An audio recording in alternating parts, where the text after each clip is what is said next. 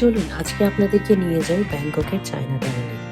এই সময়টা চায়না টাউনের একটি ইম্পর্টেন্ট সময়। চাইনিজ নিউ ইয়ার আসে জানুয়ারিতে আর ফেব্রুয়ারিতে হয় এটা।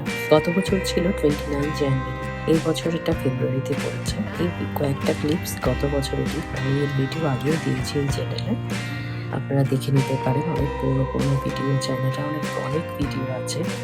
তো চায়না টাউনের এই জায়গাটা আমার খুব পছন্দের। আমার শুধু আমার না, মোটামুটি যত ফটোগ্রাফাররা আছে প্রত্যেকেরই এই জায়গাটা যে খুব পছন্দের একটি জায়গা। খুব ভালো সাবজেক্ট পাওয়া যায়, খুব ভালো ওল্ড বিল্ডিংস আছে। ভীষণ একটি পছন্দের জায়গা আমার। আমি প্রায় সময় যাই এখানে।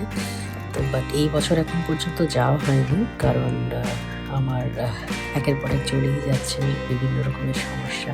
বাট যাবো, নিশ্চয়ই যাবো, খুব শিগগিরই যাবো। ফেব্রুয়ারি মাসে এদের নিউ ইয়ার পড়েছে এবার। তো অন্তত নিউ ইয়ারের 5-6 দিন যাবৎ অকেশন চলতে থাকে।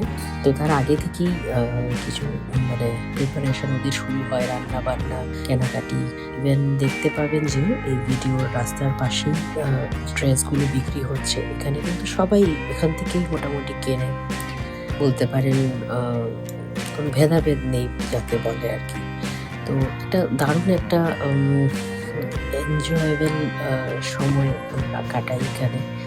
অ্যান্ড বেশ ভালো লাগে আর কি আমার। আর এই ড্রাগন ডান্সটা আমার খুব পছন্দের। ওদের এই মিউজিকটা, এই যে বাজায় যখন ঢোলটা, সেটাই ঢোল আর কর্তা, ভীষণ রকমের এনার্জেটিক লাগে বলতে পারেন।